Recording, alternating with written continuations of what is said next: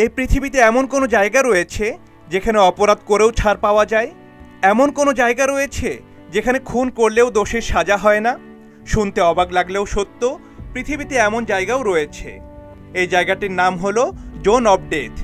যুক্তরাষ্ট্রের ইয়েলোস্টোন জাতীয় অরণ্যের প্রায় ১৩০ বর্গ কিলোমিটার এলাকা, যা ইদাহো জেলার অধীন, সে এলাকাটি হলো জোন অফ ডেথ।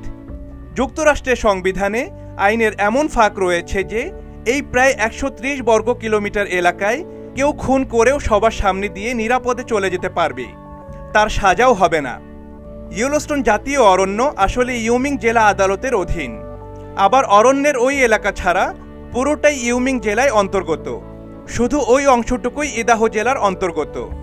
ষষ্ঠবার সংশোধিত যুক্তরাষ্ট্রের সংবিধান অনুযায়ী কোনো অপরাধমূলক অভিযোগের বিচার করার জন্য নির্বাচিত জুরিদের ওই রাজ্য এবং ওই জেলার নাগরিক হতে হবে।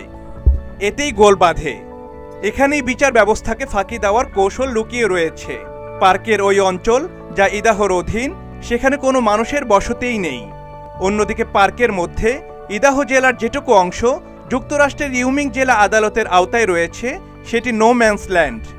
সংশোধিত সংবিধান অনুযায়ী এই অঞ্চলে কোনো অপরাধ হলে তার বিচার করবেন ইদাহো জেলার ওই অঞ্চলের মধ্যে বাস করা জুরিরা।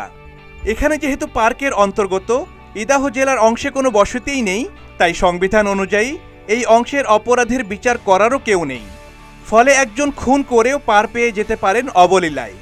এই অঞ্চলের বিচার ব্যবস্থার ফাঁক প্রথম চোখে পড়ে মিশিগান স্টেট বিশ্ববিদ্যালয়ের গবেষক ব্রায়ান সি কাল্টের। তিনি দেখেন ওই অঞ্চলে জুরি গঠন করার জন্য কোনো নাগরিকই থাকেন না।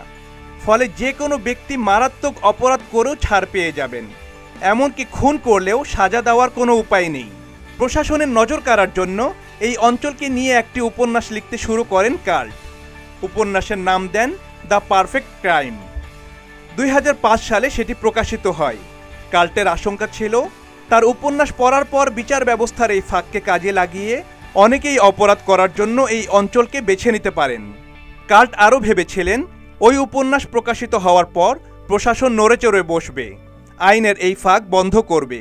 বাস্তবে এর কিছুই হয়নি। কাল্ট নিজেই আইনজীবীর সঙ্গে যোগাযোগ করেন।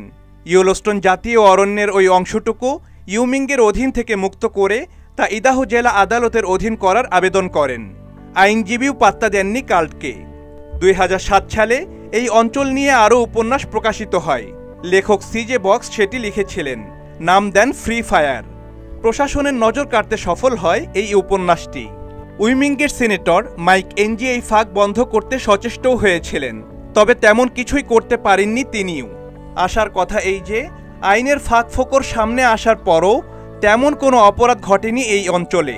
তবে ২০০৭ সালে বক্সের উপন্যাস প্রকাশিত হওয়ার পর এক চোরা শিকারী জেনে বুঝে এখানে একটি হরিণ শিকার করেছিলেন। এরপর তার নামে মামলা হয়। আইন অনুযায়ী বৈধ না হলেও এই মামলা শুনানি চলে উইমিং জেলা আদালতে।